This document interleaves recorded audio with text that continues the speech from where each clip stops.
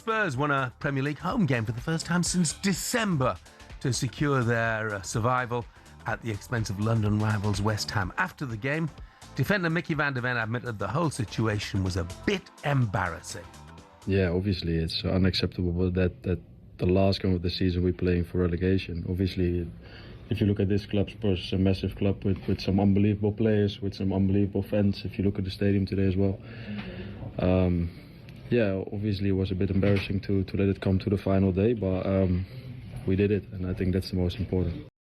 On X, West Sussex Spurs have sent me a message saying, relieved Spurs fan this morning, Spurs embarrassing for 2 years. A lot being said about over-celebrating Spurs players. The players were celebrating what was a one-off cup final, probably the biggest game in our history for all the wrong reasons, but we got through it. We all know how embarrassing it's been. Let's take a quick call. Spurs fans, do you agree with Mickey van der Ven? Adrian is a Spurs fan. Morning, Adrian. Good morning, Adrian. Good morning, gentlemen. Unfortunately, as a Spurs fan, I've got to say they were an embarrassment the whole season. And if they, it wouldn't surprise me if they go down again next season. They won't go down again. Go down next season. And if they do go down next season, all people are going to say is, oh, well, they were flirting with it for the last 2 years and then it finally happened. They've got to change right from the top. The changes have got to be made, not just the players, but at the top as well. I'm against all of these sporting directors. I think that the manager is a manager and not a coach, and it should be the manager that chooses the players. And Mickey van der Ven is correct. It is embarrassing.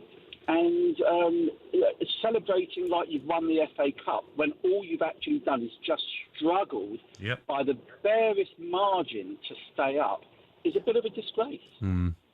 Adrian, thank you very much indeed for the call. I know exactly what Spurs fans mean, but I would have been celebrating if I was a Spurs fan yesterday because it's massive. Spurs fans, 100% the relief, but the players, after Paulinho scored and they're jumping on him and it's like, even before the game, I don't know, Jeff. Like, it's baffled. Look, as I mentioned, it'd be ruthless, and I'm looking at the Spurs squad, and I'm thinking Romero, Richarlison, Tell, Danso, Dragusin, Vicario, Bissouma, Pape Sarr, Colomwani. I know he's only on loan. Maybe Bergvall, maybe Spence. I think they should scatter them. They've got to almost start again under De Zerbi. I totally agree. Someone like Vicario.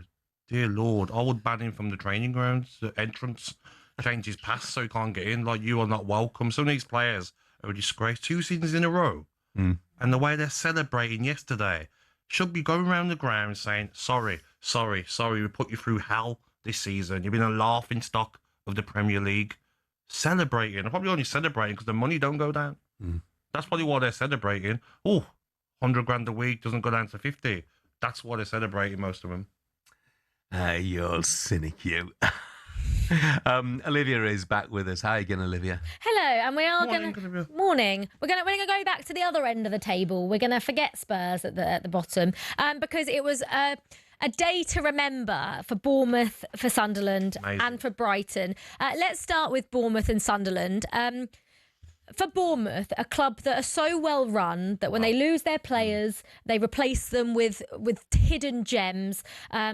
Every year their manager gets taken and they do a brilliant job. Iraola's done an absolutely sensational job. They finished 6th, and had results actually have gone their way, they might have got Champions League football. But maybe if Pep had played Haaland and played Doku and played, he played a sentimental 11, and I understood it, but was that a bit disrespectful? They needed Liverpool to lose, though, didn't they? They needed Liverpool to win as well. Liverpool to win, sorry. But then, Slot playing Salah. Would he have played Salah if they'd have needed to win? Because actually he hasn't been playing him in the past. But anyway, still an unbelievable achievement. They're going to be playing Europa League football. Yeah, and Bournemouth, I love that football club as well. Close to some of my family members, my partner especially from Bournemouth. But it's such a good football club. I've been to a couple of their games this season. Yeah. And it's a family football club. Not a massive fan base, but the club have built a massive training ground. Lovely one of the best in the Premier League. They're doing works to the stadium as well. And it's just been a fantastic season. Unbeaten in 18 games. Ridiculous.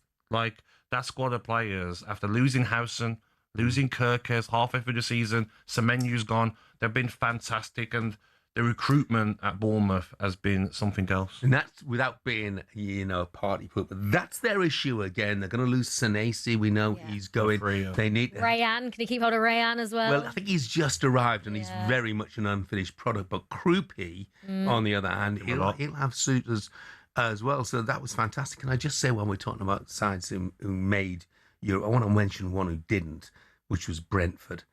A fantastic season. And if Ouattara had scored when he should have done in the 99th minute at Anfield, then Liverpool would have lost at home and Brentford would have been in the Europa League. And, I know Keith Andrews will have found that hard to bear, but I tell you what, he has been brilliant and they have been brilliant too. Yeah, I think he was one of the shouts for manager of the season, just because everyone, it was his first season as a manager, and everyone thought they were going to go down. Equally as well, everyone thought Sunderland would struggle in the Premier League, and the job that Regis Labrie has done, and the summer they had, and they just bought. It felt like they bought in the right players, and we all made judgments at the start of the season, and I put my hands up. I was one of them. I was completely wrong. Does he have a shout for manager of the season, Gabby? He should do, because yes, they spent, I think, over 130 million, but they spent wisely. And to finish above Newcastle, to be playing European football rather than Newcastle, no one would have said that at the start of the season. Now they've got to invest again. They've got to get the right squad of players, because playing 2 games a week, it's not easy. Many teams have done it and struggled in the Premier League, but if you're a Sunderland fan, you are so excited for next season. European tour. I know. When are the games announced? Where are we going? What cities are we going? I mean, I was lucky last season to go to a lot of the Villa games, Champions League games, and the fans. It's the best thing They're possible. a proper set of fans as well, Sunderland, aren't they? They're going to have an unbelievable time. Paul is a Sunderland fan, a very happy Sunderland fan. He's texted us. He said, "What a day for my club yesterday. They said we'd be relegated by Christmas. They said we'd go down with the least points ever. European football."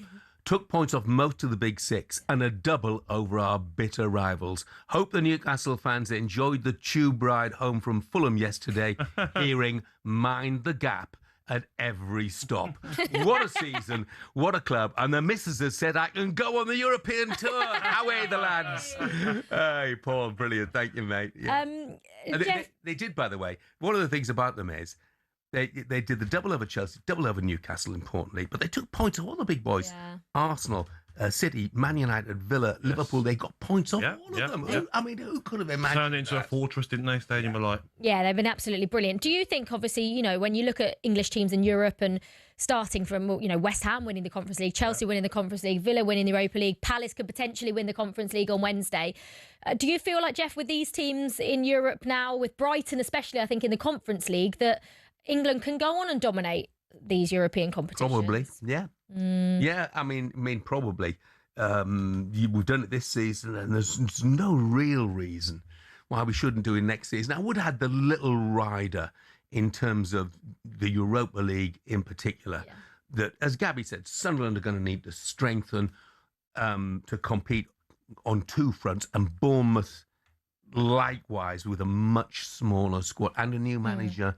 As well. So we shall see. Brighton, I would certainly think they'll be favourites to win the conference. They've got to win it. They'll be favourites as well. Bournemouth and Sunderland, the priority next season is staying in the Premier League, stay up. It's not, as much as it's amazing to play in Europe for the fans, for the football club, it's not big financially, winning Europa League or playing in it. Champions League's where the money at. And a team like Sunderland reinvest, stay in the Premier League again, especially Bournemouth as well. So, look, they're going to have a lovely summer, aren't they? All of their fans dreaming of that European tour. So enjoy it. Paul, make sure you get your passport updated. If you was clever though, Jeff, you'd make sure we have a nice summer with the family, the kids and the missus. Do everything. Do everything. Where's going to go? No problem. We'll go there. Extra shifts, no problem. When the season starts, I'm out. Gabby, a lot of the missuses will be wanting to go on the European. No. Believe you me. They will. Babysitters galore. Olivia, thank you very much indeed.